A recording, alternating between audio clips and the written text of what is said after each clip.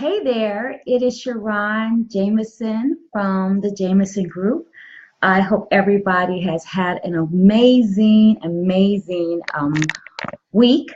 And I have had just a tremendous week.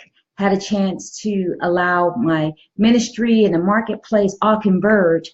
And I thought I would share because all week, the theme that I have worked with my clients, with my ministry, with my own life is all around relationships.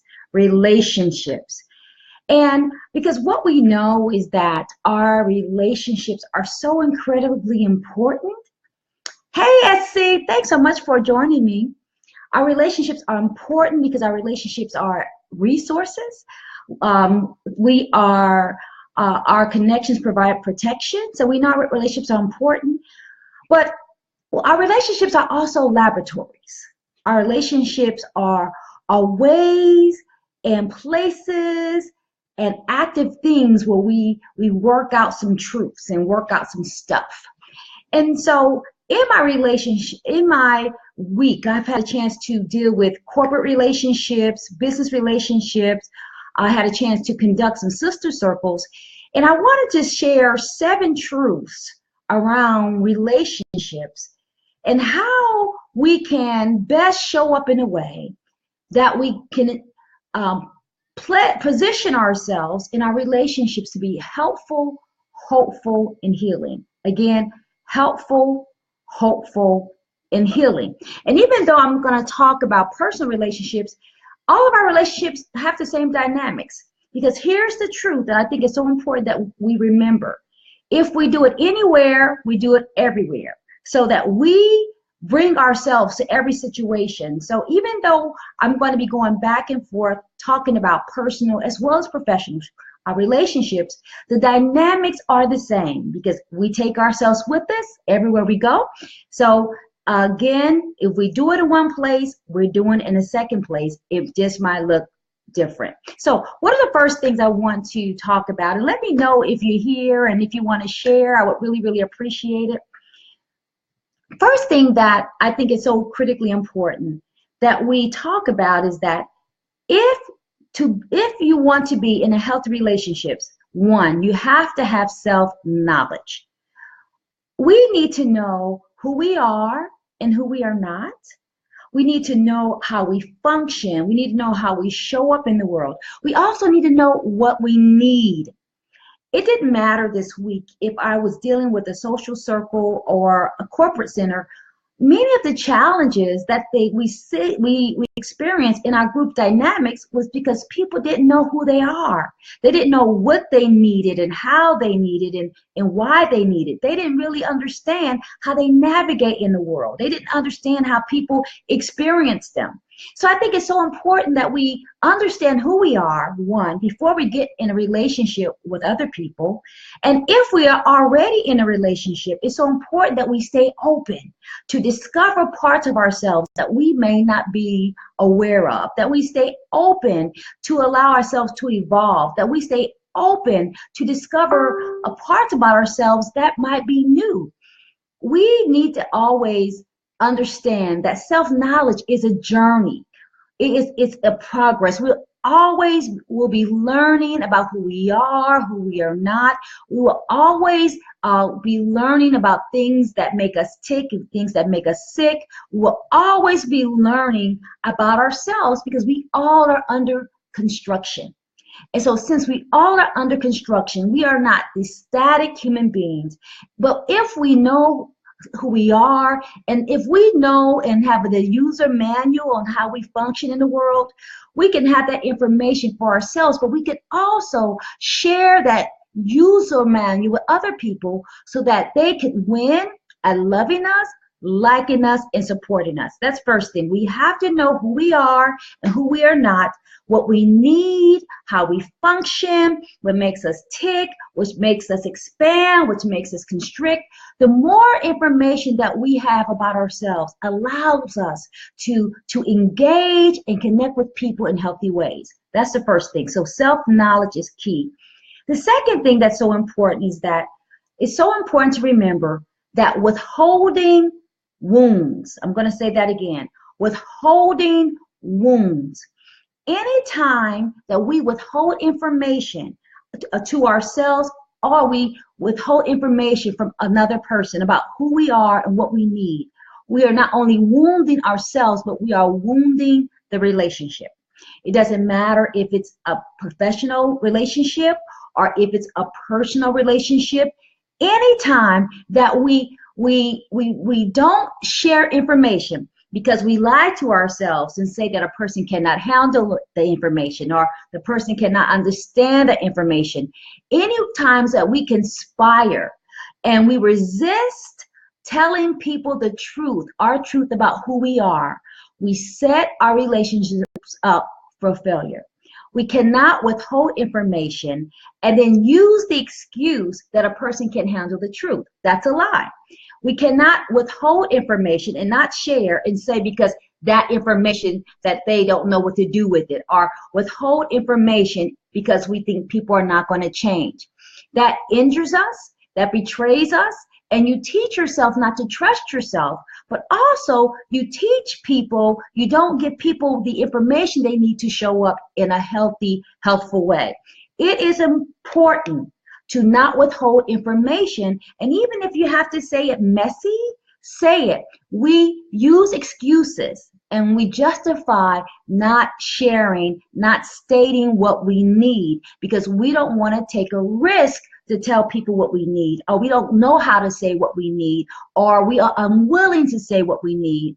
But I want you to hear that when you withhold information, that relationship will break down. I don't care if it's with your colleagues, it will break down and you would not be productive. I don't care if it's with your partner, you will break down and not have the intimacy that you desire. I don't care if it's with your family, you don't tell the truth, you will break down and not have boundaries that you need to honor them and to honor yourself. You gotta tell the truth. Withholding wounds the relationship. It breaks the relationship down. So I want you to remember that. Share who you are and share your truth. The third thing is I want us to remember that the stories that we tell ourselves wound our relationships. Again, stories sabotage. Stories sabotage. What does that mean? Many times we have stories in our head about why something is happening or why something is not happening, but we fail to check it out. We fail to confirm it. So we create stories. Oh, she doesn't like me. Mommy doesn't love me. This person doesn't support me. And the challenge is we have never even verified the truth.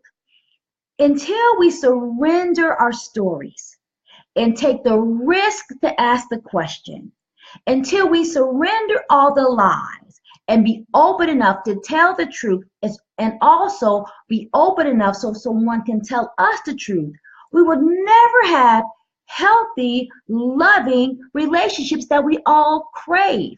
I don't care if it's a work environment or in a personal environment. We got to be open to hear the stories. We lie to ourselves. We sabotage ourselves.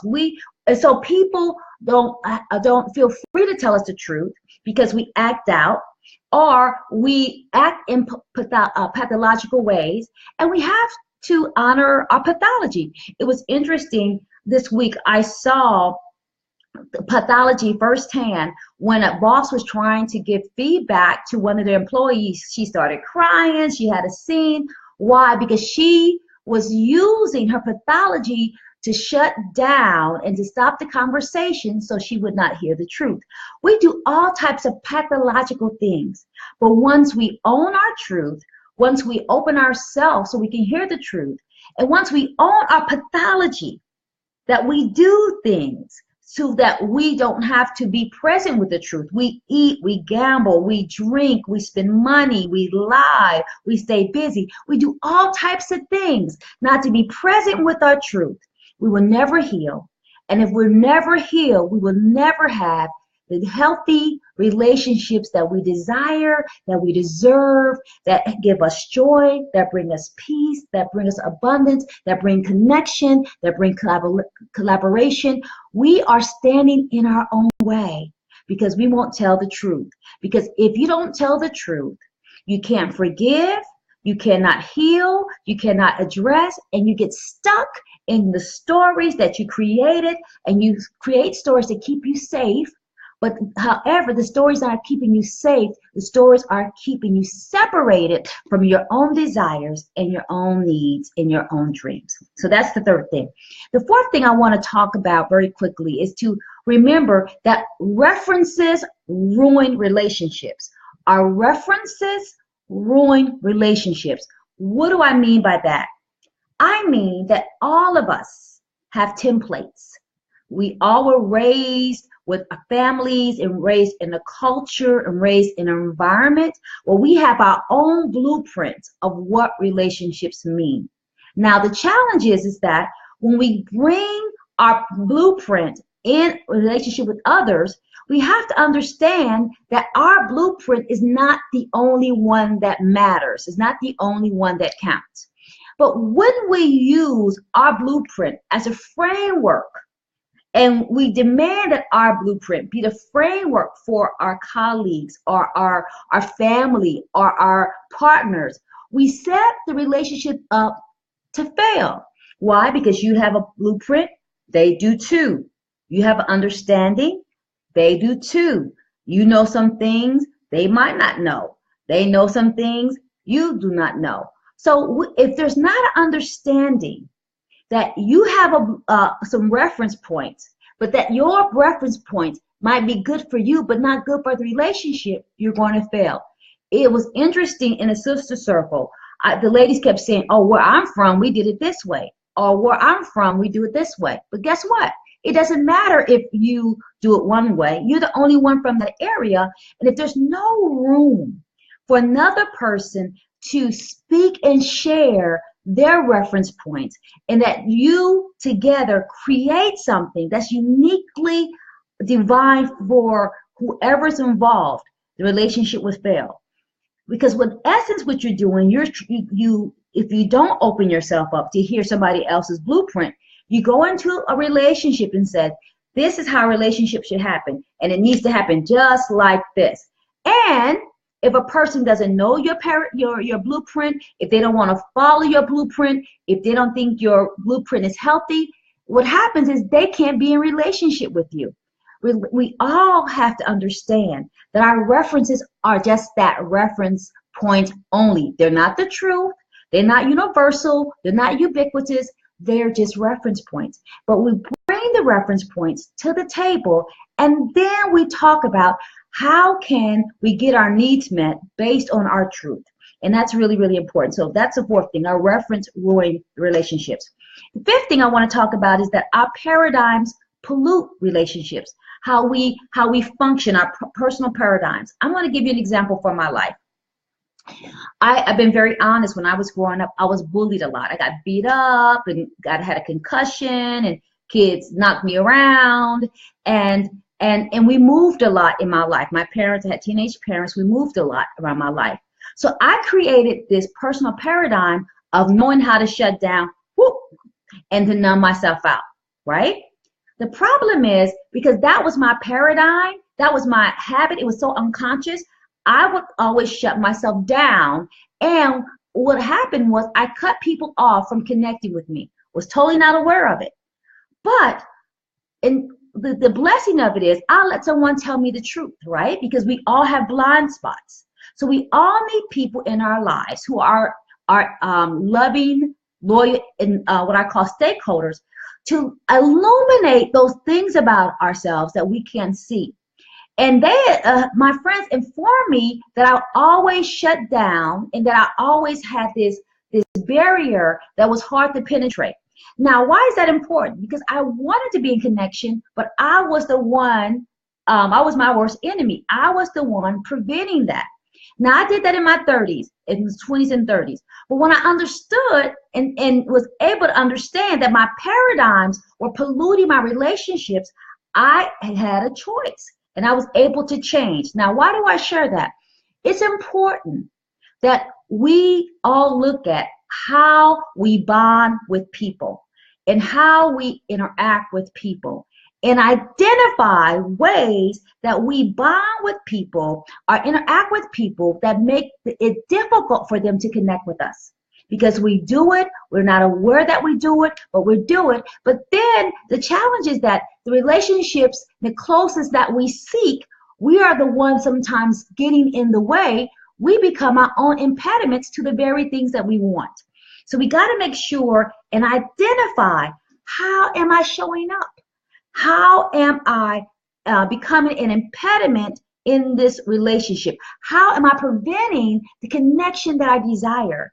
And that's something we have to ask ourselves, personally, professionally, because the truth is we sometimes get in our own way and we prevent ourselves from getting the very things that we want. Hey, Lawrence, thank you so much. Oh, yes, please, people, tell me who you are and where you are. Thanks so much for saying that.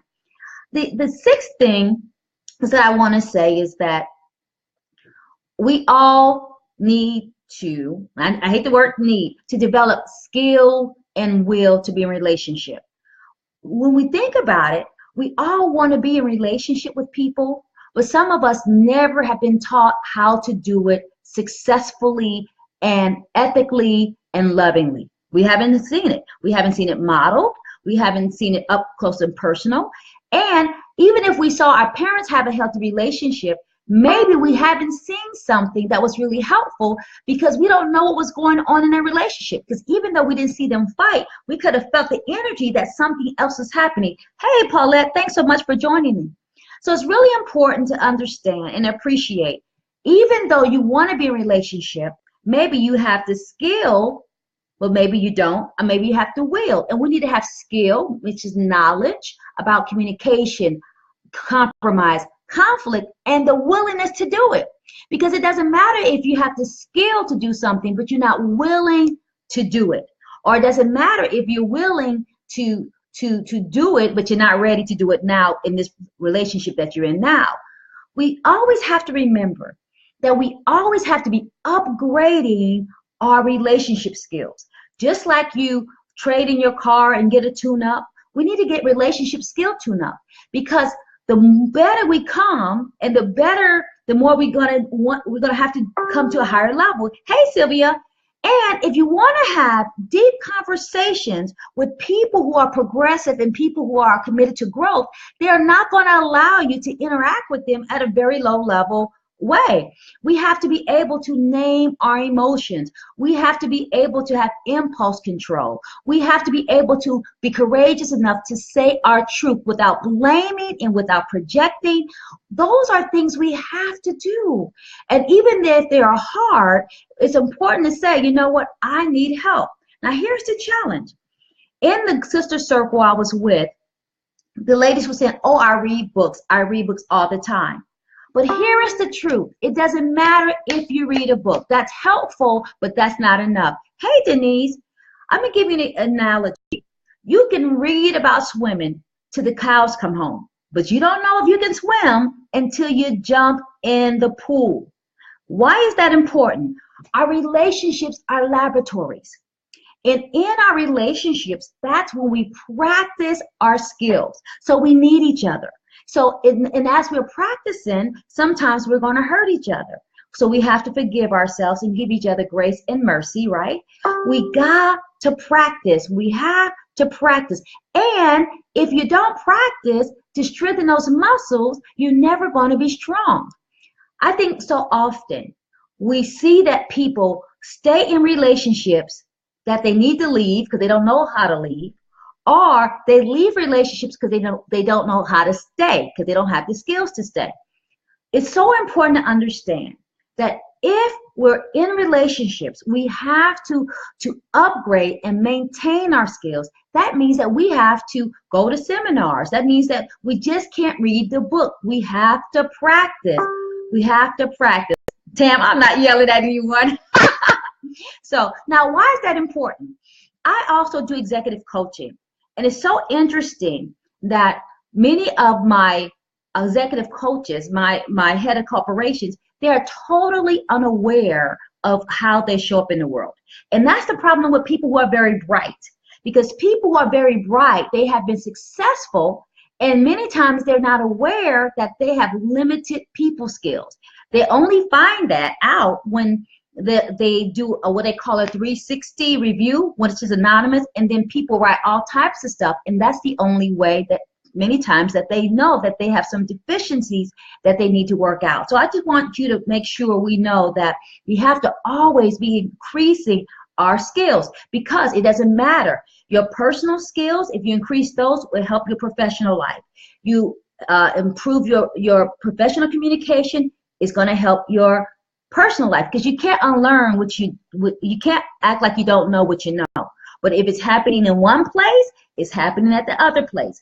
And that's why I tell many times, so many of my clients that are successful, they say, oh, I have great personal skills. No, you don't. It's just that nobody has had the confidence to tell you that you stink. And so that's really, really important. And the last thing I want to say is that our relationships require daily spiritual practices, because to be in relationship with someone means that we always are going to have to be forgiving them and forgiving ourselves. Why? Because we're practicing on each other, and we all have stuff that we're trying to heal from our past. But the blessing of it is, if you're in a healthy relationship, or if you have healthy relationships and you can speak the truth, people will allow you to grow. I'm going to give you an example. If you're in a healthy relationship and you feel jealous, right? You'll be able to tell someone, listen, I'm feeling jealous of you. I need some help right now. When we're courageous enough to tell the truth, people can support us and help us be delivered, not totally, but they can participate in the delivering process. I have limited people skills, but I'm a pretty smart daily practice forgiving myself. Yes, Tammy, you're so funny. Yes, we have to daily forgive ourselves. So I want us to always remember 7 things I think I gave you about relationships.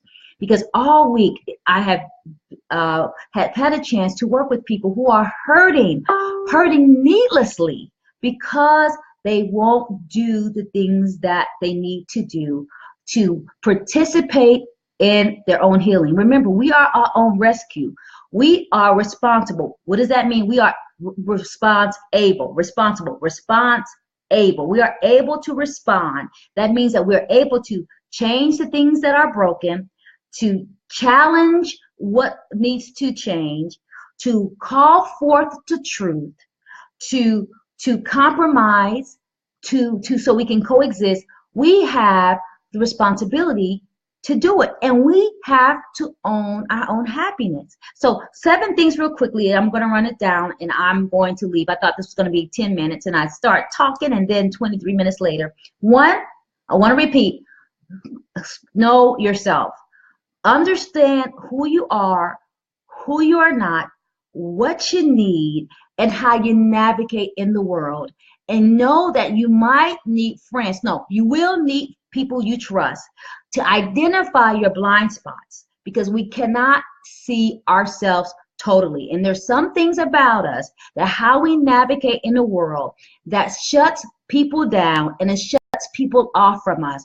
And we prevent ourselves, if we're unaware, we prevent ourselves from having the relationships that we want. So that's one thing. So 2, remember that withholding wounds people. In essence, tell the truth.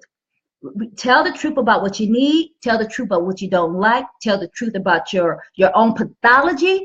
Tell the truth about the ugly things about yourself. Tell the truth. You might not have to tell anybody else, but tell the truth to yourself. If you don't tell the truth, you will never initiate your own healing. Healing starts by telling the truth. Withholding wounds. 3, know that your stories sabotage your relationships. And we all make up stories to deal with our own pain. My mother treated me bad. My daddy wasn't there. My father left when I was 6. People beat me up. We all have stories. And some of our stories are true, right? We all have stories, but we can stay stuck in our stories, or we can surrender our stories and start the healing. Our stories keep us stuck. We cannot keep rehearsing and nursing and rehearsing and nurturing. What happened Even something happened at 5. You don't want to give up 50 years of your life because you won't address it and you won't heal it. We got to make sure we heal our wounds. 4, our reference ruin us. Remember, you have your references of what a healthy relationship looks like, and somebody else has theirs. Yours is not more important than theirs, and so that means that you have to share yours, somebody has to share theirs, and together you co-create something that works for the group. You co-create something that works for everybody. It cannot be your own way. If you want to have something your own way, you need to be by yourself. Nobody will engage in relationships with you when you are trying to make them a puppet or a parrot or a pawn. I always said before, if you want someone to do it your way, go get a pet. Nobody wants to do that. Excuse me. Remember, your paradigms pollute. Remember, we all have paradigms. We all have ways that we function. We all have habits that hinder us. Identify them. Call them out. Say it. And also be honest about the ways you show up that make people scared to tell you the truth. Identify how you have structured your life to resist handling your stuff, because we have structured our life so we didn't have to handle our stuff. Yes, Sylvia, I purchased a robot. 5 or 7, I think I'm on 6. Remember, if you're going to be in relationships, you need to up-level your skill and up-level your will. Remember, you can't just learn communication or group dynamics or how to be in a relationship by reading a book. You need a laboratory. Your laboratory is the relationships. You can't escape it. So go get some coaching, go join a sister circle, join some organizations, practice on people and keep reading, up level. You cannot continue to use the same skills with relationships that you used in your 20s or your 30s. You know, that's not going to honor you. It's not going to honor where you are. So you need to, and then last, you need a spiritual practice. Relationships require grace and mercy. Relationships require constant and consistent forgiveness, and we have to make a choice. Either we're going to live in our pain, or we're going to extract the lessons from our pain, take those lessons and become powerful, or we're going to stay in our pain and live in our pain and become pitiful. Those are the choices: powerful or pitiful. Own our truth or live a lie. Live a story or live the truth. Be our advocate or be a wimp. Be proud of ourselves or betray ourselves. Value ourselves or disrespect ourselves. Love ourselves or hate ourselves. Establish boundaries or be a doormat. All those are choices that we get to make. Yes? And I want me, all of us to make choices that honors us, because we are amazing people, and you will never free yourself up to live your purpose, to do your divine calling, to live in abundance, to live in fulfillment if you stay trapped in your pain, in your past, or if you stay around people who want to have pity parties. So we got to make choices. And the choices is, how can we be our best self? And knowing that every improvement we make personally will help us professionally, and everything we do professionally will help us personally, right? Because I don't care what people tell me all the time. Oh, SharRon, I don't act like that at work. That's a lie. If you do it anywhere, you do it everywhere. I'm going to say that again. If you do anything, you have bad behavior anywhere, you have bad behavior everywhere. It might look different, but it's that same. Let's heal. Let's heal the root so we can experience good fruit. Let's heal. Let's deal with our issues. Yes? Yes, Sherry, life is about choices. And let's make good choices, because we are not victims. We are victors. We're not wimps. We are winners, but it's our decision. Our decision. So I hope that helps. Remember, relationships are our greatest resources. There's protection and connection. Our relationships are our laboratories where we can work out our soul salvation. Our relationships can offer help, hope, and healing. But if we are broken, that's fine, but admit it. Admit it to ourselves, admit it to the person that we are in relationship with, so that they can help us, support us, for us to be what we need to be. Yes? I hope that helps you. Thank you, Sherry. I appreciate it. Thank you for the comments. If I missed some of the comments and if I didn't call call your name, I'm sorry. I get in my head and I forget to look over. And so I hope this helps. Blessings to you always. Let's dare to soar higher as we be our best selves, so we can do what we have been called to do. And that is to make a change and to be a leader and to be an advocate in the world. Yes? Blessings to you always. And thanks so much for staying with me for 30 minutes and 39 seconds. And I wrote an article too on my website. I put it in I think I put it on Facebook. I did, about relationships. So please take it, and blessings to you always. Thanks again. Thanks so much for staying. Bye.